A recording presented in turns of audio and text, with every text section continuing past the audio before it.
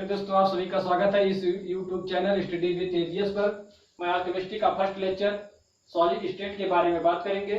पहले देखते हैं सॉलिड स्टेट। पहले सॉलिड स्टेट आया कहां से देखते हैं। सॉलिड स्टेट पहले देखते हैं पदार्थ, पदार्थ या द्रव्य। इंग्लिश में इसे मैटर कहते हैं, मैटर।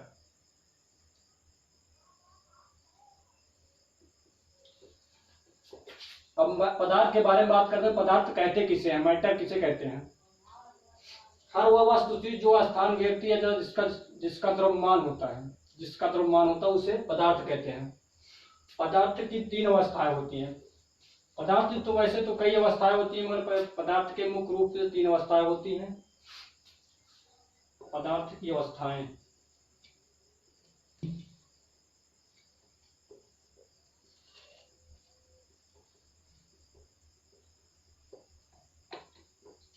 पदार्थ की अवस्थाएं तो कई प्रकार की होती हैं, मगर मुख्य रूप से तीन प्रकार की होती हैं। मुख्य रूप से तीन प्रकार की होती हैं। पहले देखते हैं। पहला ठोस अवस्था,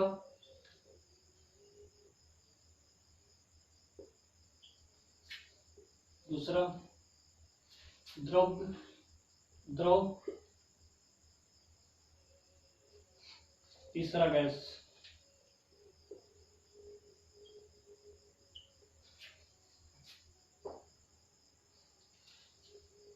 हम सॉलिड स्टेट के बारे में आज बात करेंगे। सॉलिड स्टेट कैसे कहते हैं।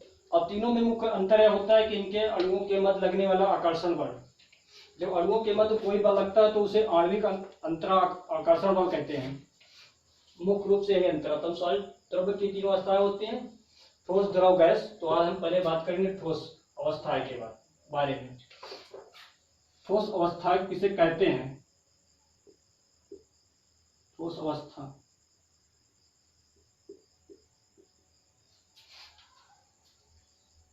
पदार्थ की वह अवस्था जिसका द्रव्यमान होता है, जिसका आकार होता है, जिसका भार होता है, द्रव्यमान होता है, उसे ठोस अवस्थाएं कहते हैं।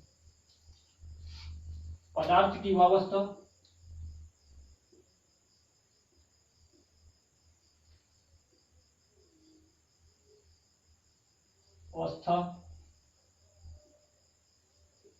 जिसमें उसके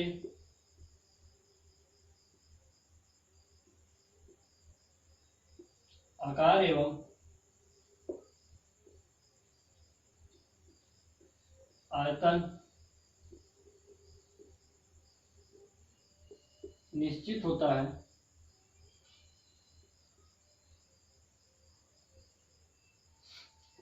ठोस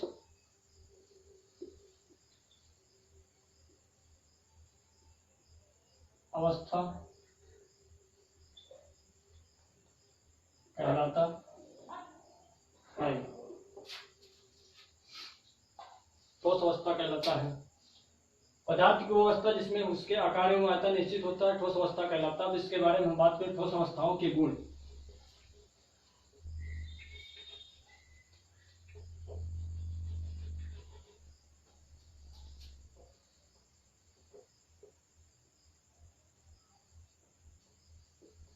ठोस अवस्था के गुण।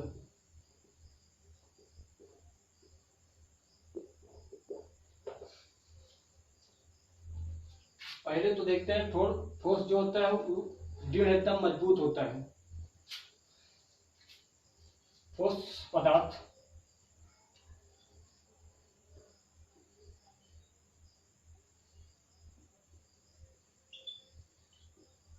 दृढ़ एवं असंपीड्य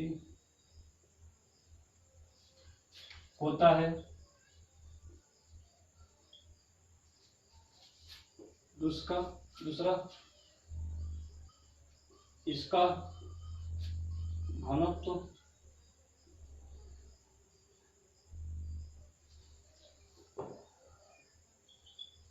उच्च होता है। तीसरा ठोस द्रव गैस मतलब इन अणु द्रव या आयतन अलग अंतराणविक आकर्षण बल द्वारा बने रहते हैं। ठोस अवस्था के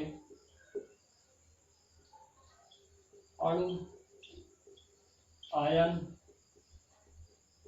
या परमाणु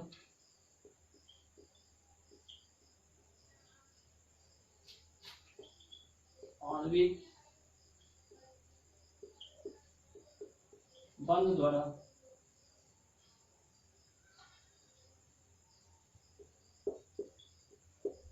बंधे रहते हैं।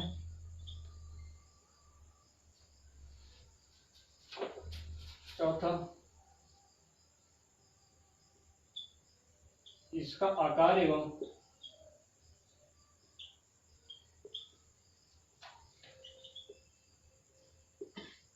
आयतन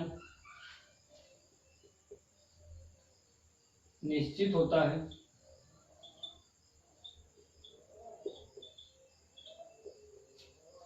पांचवा ठोस पदार्थ को गर्म करने पर द्रव में परिवर्तित हो जाता है।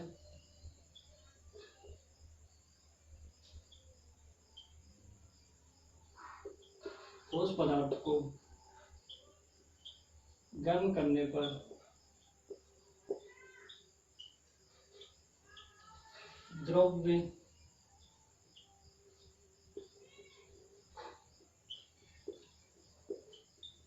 परिवर्तित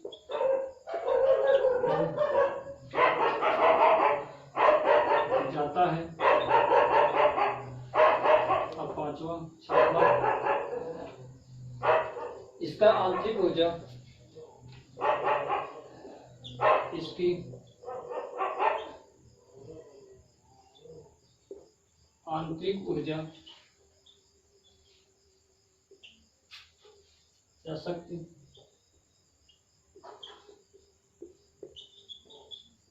उच्च होता है।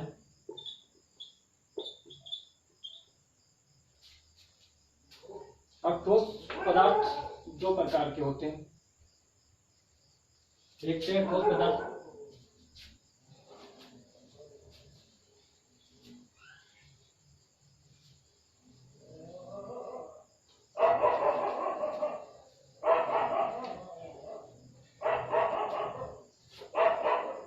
ठोस पदार्थ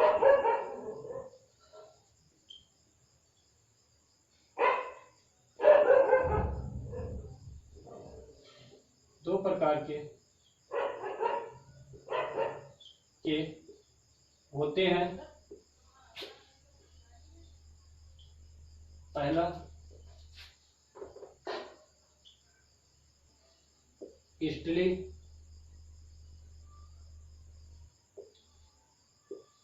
ठोस, दूसरा अक्रिस्टलीय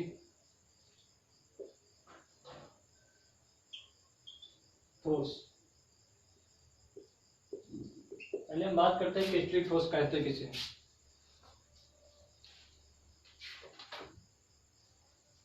पहले बात करते हैं क्रिस्टलीय ठोस कहते किसे हैं। वे ठोस या पदार्थ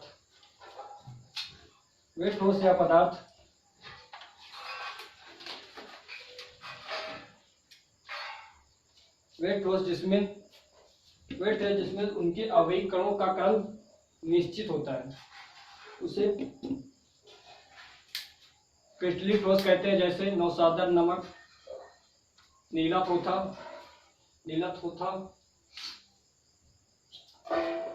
कहते किसे पहले लिख देते हैं। क्रिस्टलीय ठोस वे ठोस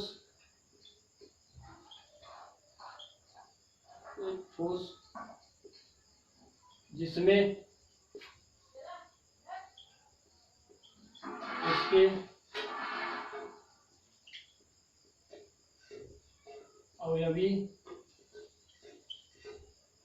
अणुओं का क्रम निश्चित होता है उसे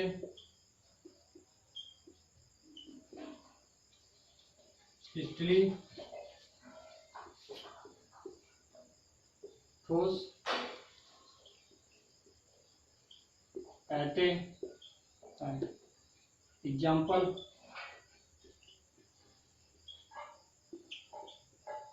नमक,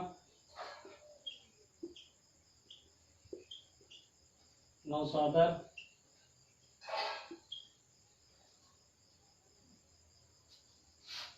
नमक, नौसादर, हीरा, ग्रेफाइट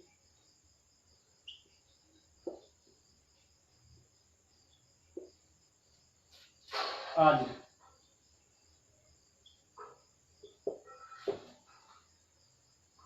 और क्रिस्टली ठोस में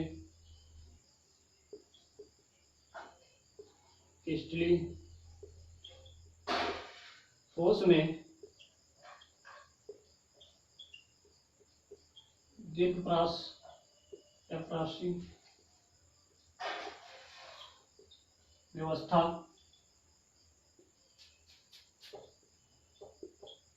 होती है। वे ठोस जिसमें उनके अवयवी कणों का क्रम निश्चित होता है उसे क्रिस्टली ठोस कहते हैं, जैसे नौसादर, हीरा, ग्रेफाइट आदि। क्रिस्टली ठोस में दीर्घप्रासी व्यवस्था होती है। अब हम बात करते हैं अक्रिस्टली ठोस। इसी का जहां क्रम निश्चित होता है वहीं पर निश्चित नहीं होता क्रम, बस इतना करना है, परिभाषा सेम वही है। वे ठोस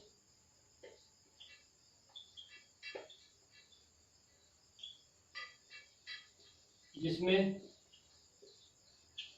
इसको मिटा देते हैं,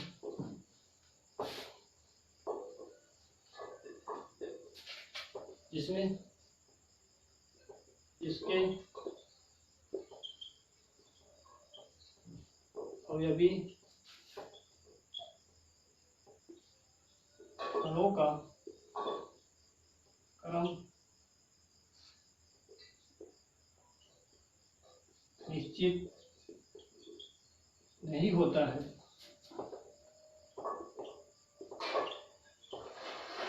उसे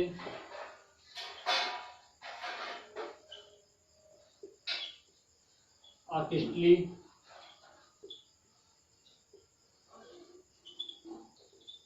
ठोस कहते हैं। एग्जाम्पल,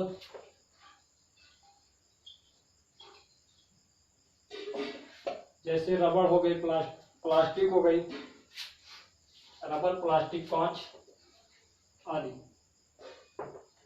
रबर, प्लास्टिक,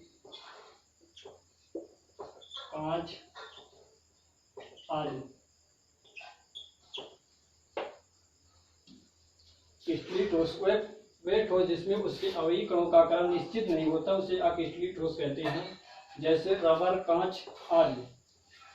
अब इसे आगे हम देखते हैं क्रिस्टली ठोस और क्रिस्टली ठोस में अंतर।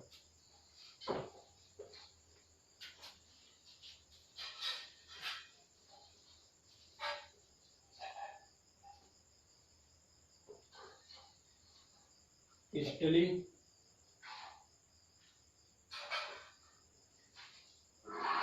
ठोस तथा अक्रिस्टली ठोस में अंतर। इधर एक साइड लिखते हैं क्रिस्टली ठोस,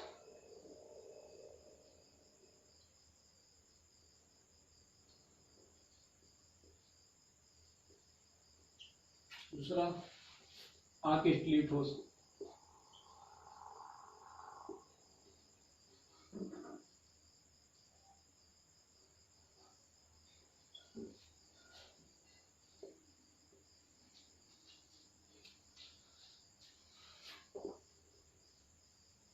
पहला लिखते हैं। पहला हम जानते हैं इसके अवयवी कणों का क्रम निश्चित होता है और किटली ठोस के अवयवी कणों का क्रम निश्चित नहीं होता। पहला अंतर तो हो गया। और इसका गलनांक निश्चित होता है, इसका गलनांक निश्चित नहीं होता। इसकी आकृति निश्चित होती है और इसकी आकृति निश्चित नहीं होती है। या विषम दैशिक होता है या समदैशिक होता है। इसमें दीर्घप्रासी व्यवस्था होती है, इसमें दीर्घप्रासी व्यवस्था नहीं होती है। अब बात करते हैं। पहले तो हम जानते हैं किटली ठोस के अवयवी कणों का क्रम निश्चित होता है, तो पहला अंतर तो ये है। किटली ठोस और किटली ठोस में अंतर पहले लिख देते हैं। इसके अवयवी कणों का क्रम निश्चित होता है। और इसमें लिखेंगे इसकी अवयवी कणों का क्रम निश्चित नहीं होता है।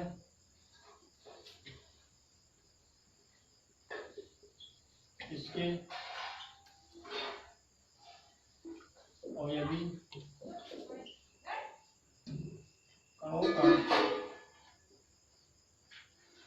क्रम निश्चित नहीं होता है। अब दूसरा बात करेंगे, इसका गलनांक निश्चित होता है। इसका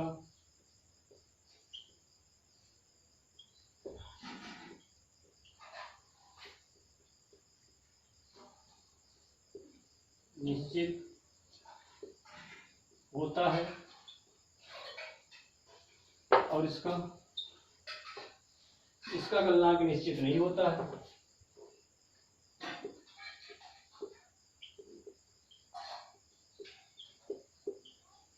इसका गलनांक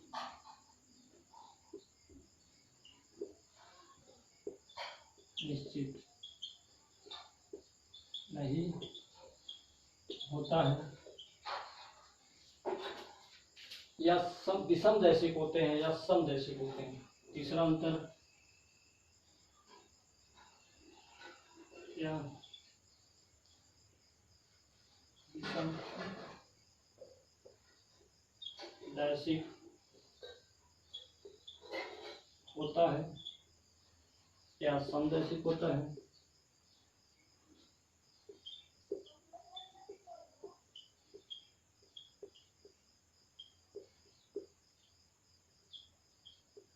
समदैशिक होता है।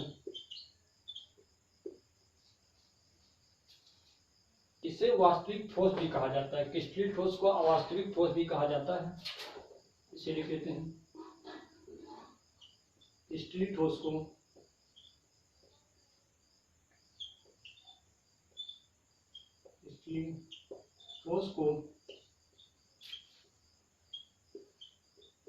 वास्तविक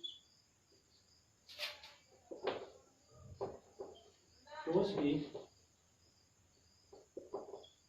कहा जाता है। इसे अतिशीतित द्रव कहा जाता है। इसे अतिशीतित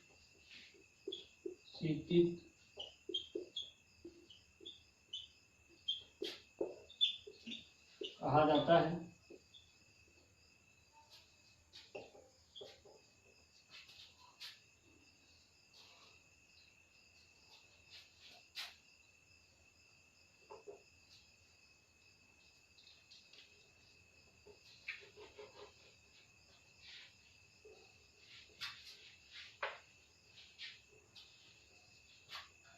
तो हम छठवां देखेंगे। इसमें दीर्घ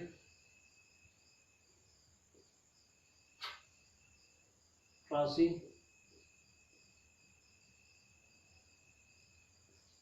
व्यवस्था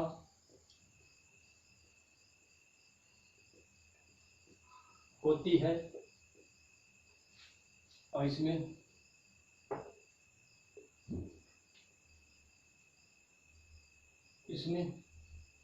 लघु राशि व्यवस्था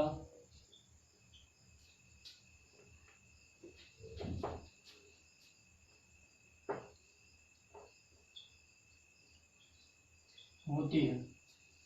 ये थोड़ा अंतर, जैसे एग्जाम्पल पहले जानते हैं, एग्जाम्पल है चाहे तो लिख लेते हैं यहाँ पर भी उदाहरण।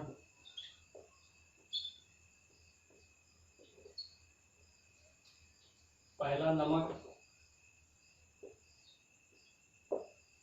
दूसरा नौसादर,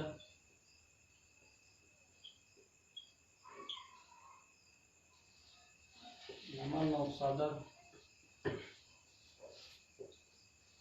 हीरा,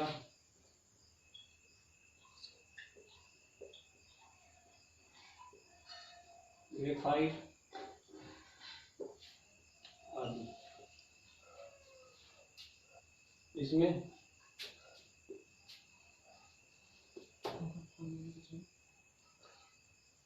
रबर,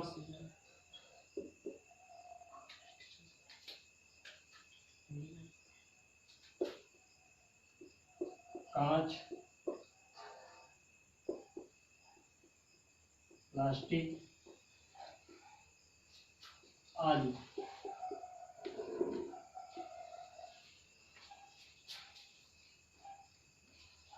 पहले तो इसके अभिकरणों का क्रम निश्चित होता है। आकृति ठोस के अभिकरणों का क्रम निश्चित नहीं होता है। इसका गलनांक निश्चित होता है, आकृति ठोसों का गलनांक निश्चित नहीं होता है। इसकी आकृति निश्चित होती है, आकृति ठोस की आकृति निश्चित नहीं होती है। इसमें विषमदैशिक, आकृति ठोस में विषमदैशिक प्रकृति होती है या विषमदैशिक होते हैं, आकृति ठोस समदैशिक होते हैं। क्रिस्टलीय ठोस को वास्तविक ठोस भी कहा जाता है, आकृति ठोस को अतिशीतित द्रव भी कहा जाता है। इसमें क्रिस्टलीय ठोस में दीर्घफ्रासी व्यवस्था होती है, आकृति ठोस में लघुफ्रासी व्यवस्था होती है। अब इसके बाद में बात हम करेंगे क्लोज पैकिंग की। क्लोज पैकिंग ठोसों में बंद संकुलन। क्लोज पैकिंग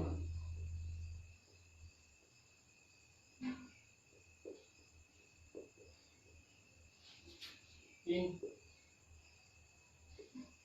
सॉलिड ठोसों में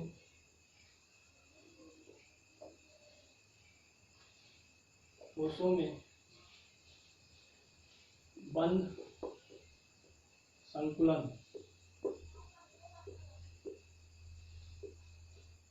ठोसों में बंद संकुलन। अब बंद संकुलन कहते किसे हैं, उसके पहले बात कर लेते हैं। क्रिस्टल में उसके संघटक कणों के नियमित व्यवस्था को बंद संकुलन कहते हैं। फिर से एक बार, क्रिस्टल में उसके संघटक कणों के नियमित व्यवस्था को बंद संकुलन कहते हैं। क्रिस्टल में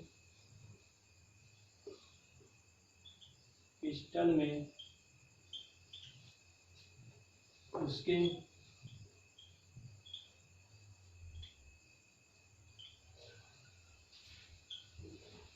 संघटक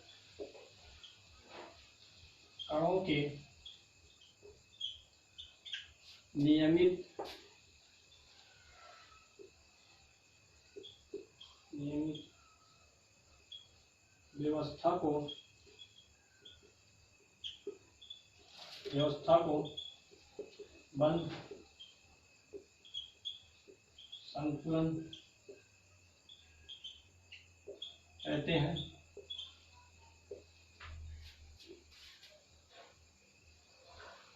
हम बंद संकुलन के बारे में यहाँ बात कर रहे हैं। बंद संकुलन, क्रिस्टल मुख्य संघटक कणों के नियमित व्यवस्था को बंद संकुलन कहते हैं। अब क्लोज पैकिंग के बारे में पूरा बात कर लेते हैं, स्ट्रक्चर बना के कि कितना हमें पढ़ना है कितना नहीं पढ़ना। देखते हैं क्लोज पैकिंग इन सॉलिड। ये तो दो प्रकार का होता है।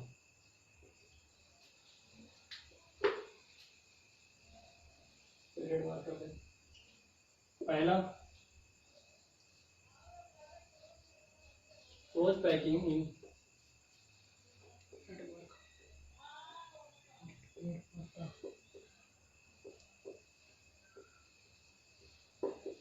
into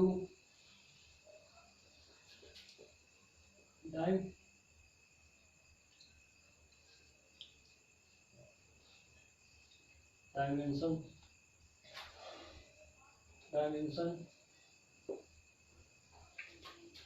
close packing in 2 dimension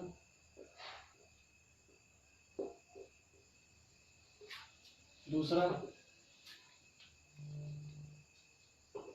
close packing पहला दूसरा क्लोज पैकिंग इन 3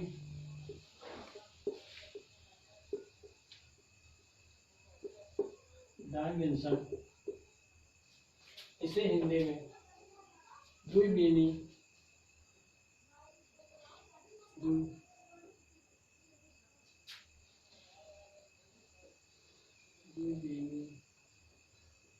बंद संकुलन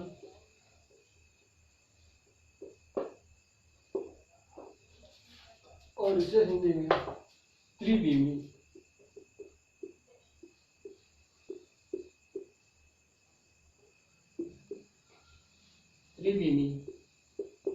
बंद संकुलन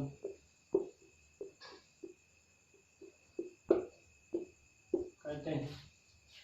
अब क्लोज पैकिंग इन 2 डायमेंशनल 2 प्रकार की होती है, इसके बारे में बात करते हैं। पहला square close packing,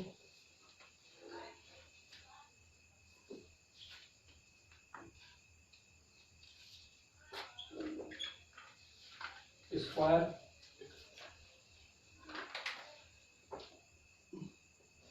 close packing. देखते हैं square close packing in square close packing. अब एक होता है, इसका और बढ़ा देते हैं इधर, हेक्सागोनल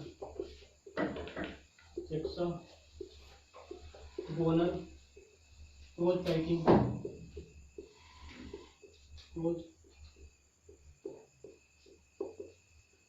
हेक्सागोनल क्लोज पैकिंग। अब इसे हिंदी में वर्गाकार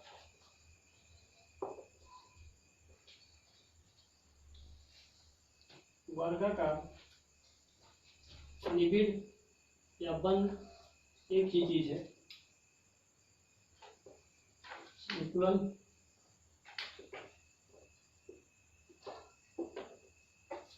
अब इसे ऊपर लिख देते हैं, खटकोणी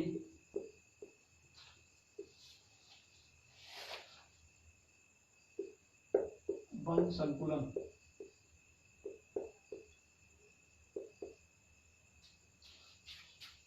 अब यह भी 2 प्रकार का होता है, इसे ऊपर देख लेते हैं। हेक्सागोनल पहला, तो नंबर डाल देते हैं, दूसरा पहला। अब यह 2 प्रकार होता है, इसे देख लेते हैं। पहला तो हेक्सागोनल क्लोज पैकिंग,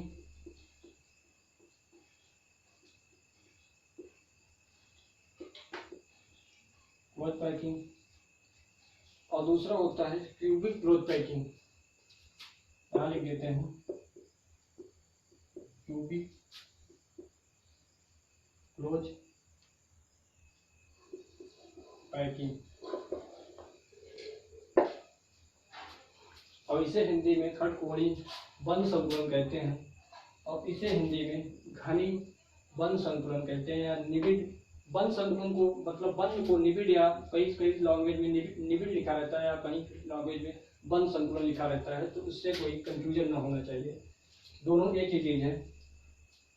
इस चैप्टर को ध्यान से देख लीजिए, इसे फिर हम दूसरे मतलब अपलोड कर देंगे। वैसे तो इसे एक और चीज कहते हैं, लिख देते हैं इसे ए बी, नीचे लिख देते हैं ए बी ए या ए बी प्रकार का भी कहते हैं, और इसे ए बी सी प्रकार का कहते हैं। अब देखते हैं स्क्वायर क्लोज पैकिंग बनता कैसे है। Close packing in two dimensional ठोसों में बंद संकुलन दो प्रकार का होता है। Close packing in two dimensional द्विविमीय बंद संकुलन, close packing in three dimensional त्रिविमीय बंद संकुलन। अब close packing in two dimensional दो प्रकार का होता है, वर्गाकार क्लोज पैकिंग और हेक्सागोनल क्लोज पैकिंग, खटकोणी बंद संकुलन। अब close packing in three dimensional भी दो प्रकार का होता है, हेक्सागोनल क्लोज पैकिंग जिसे खटकोणी बंद संकुलन कहते हैं, और क्यूबिक क्लोज पैकिंग जिसे घनी क्लोज या घनी बंद संकुलन कहते हैं।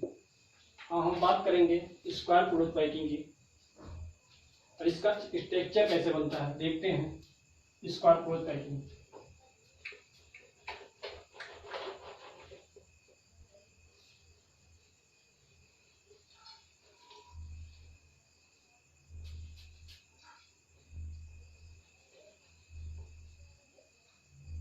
Square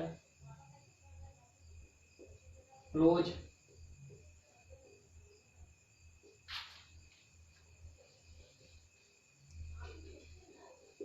square close packing.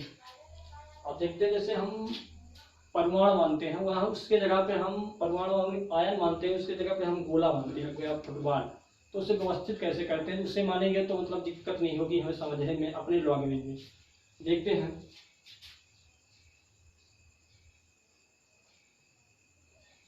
इस गोलों को ऐसे व्यवस्थित करते हैं,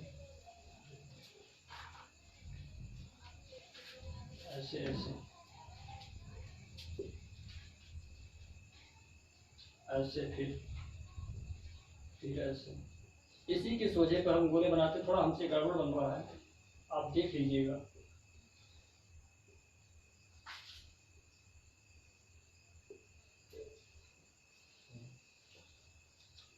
चलिए और बढ़ा देते हैं।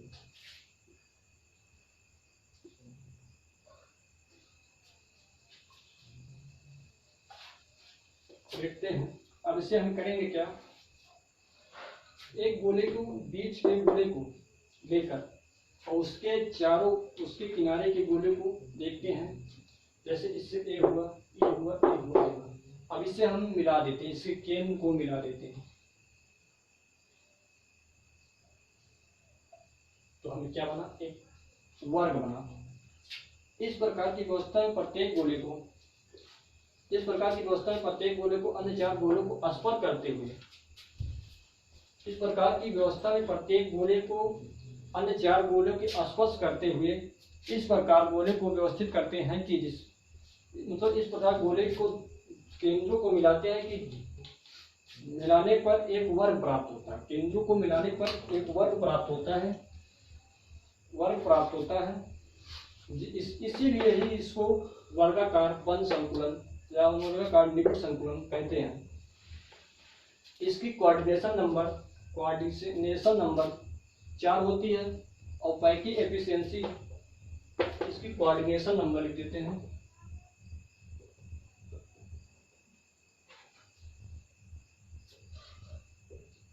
कोऑर्डिनेशन नंबर 4 होती है। पैकिंग एफिशिएंसी या समन्वय संख्या कहते हैं। तो मतलब 52%, मतलब एक गोले को कितना 52% भाग, जब हम इस प्रकार की व्यवस्था को करते हैं तो 52% भाग घिरा रहता है, उसके बाद बाकी शेष भाग फिर खुला रहता है। अब हेक्सागोनल क्लोज पैकिंग के बारे में बात करेंगे, उसका स्ट्रक्चर कैसे बनता है उसे देखते हैं।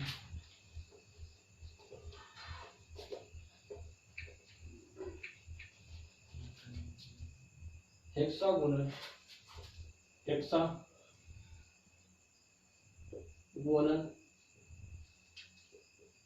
Close packing. पहले हम सुन लेते हैं इसकी लैंग्वेज का होते हैं। समतल सतह पर गोलाकार परमाणु को इस प्रकार रखते हैं, इस प्रकार व्यवस्थित करते हैं कि प्रत्येक गोला अन्य 6 गोले से घिरा रहता है।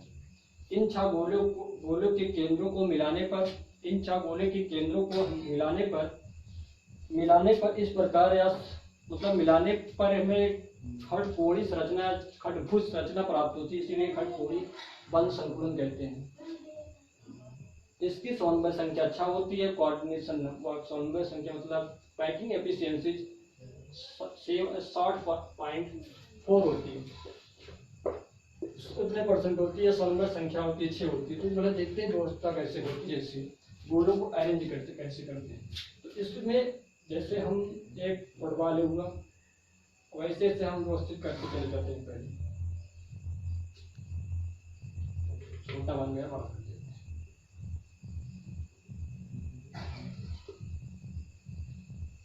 अब इसके वहां पर हम स्क्वायर क्लोज पैकिंग में क्या देखते थे कि इसके सामने रखते थे। अब इसके हम बीच में जो जगह बचता है वहां गोले को व्यवस्थित करते हैं।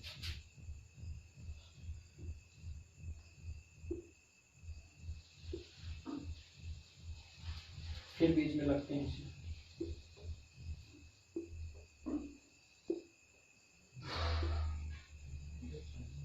अब इसके हम एक बीच में एक गोला ले लेते हैं और उसके 6 गोले जो घिरे रहते हैं उसके हम केंद्र को मिलाते हैं। जैसे 1 2 3 4 5 6, इसके हम केंद्र को मिला देते हैं एक लाइन से, सीधी लाइन से। इससे हमें एक खड़भुज प्राप्त हुआ, इसीलिए ही इसे खड़भुज बंध संकुलन कहते हैं। पहले हम सुन लेते हैं इसकी लैंग्वेज क्या लिखेंगे। समतल सतह पर गोलाकार परमाणु को इस प्रकार व्यवस्थित करते हैं कि प्रत्येक गोला अन्य 6 गोले को इस प्रकार घिरे रहता है, मतलब घिरे रहता है। और उन गोले के केंद्र को जब हम मिलाते हैं तो एक हमें खड़भुज प्राप्त होता है, इसीलिए ही ये खड़भुज बंध संकुलन कहते हैं। अब इससे कोऑर्डिनेशन की नंबर की बात करें तो हम कोऑर्डिनेशन नंबर इसे 6 होती है।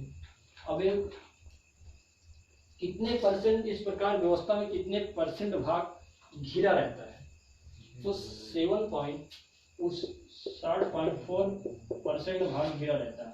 बाकी मिनिमम माने तो 40% भाग बचा रहता है, इसे हम मिटाते हैं। अब देखते हैं इसके आगे। अब जो कल इसके बारे में बात करेंगे हम, तो अन्य वीडियो में बात करेंगे इसके बारे में। हम देखते हैं कि इसके बारे में बचा हुआ है कि 3 डायमेंशनल जो होते हैं उसके बारे में बात करेंगे। चलो ठीक है। हेलो फ्रेंड्स, ध्यान देना हमारे YouTube स्टडी विद एजीएस पर। Thank you.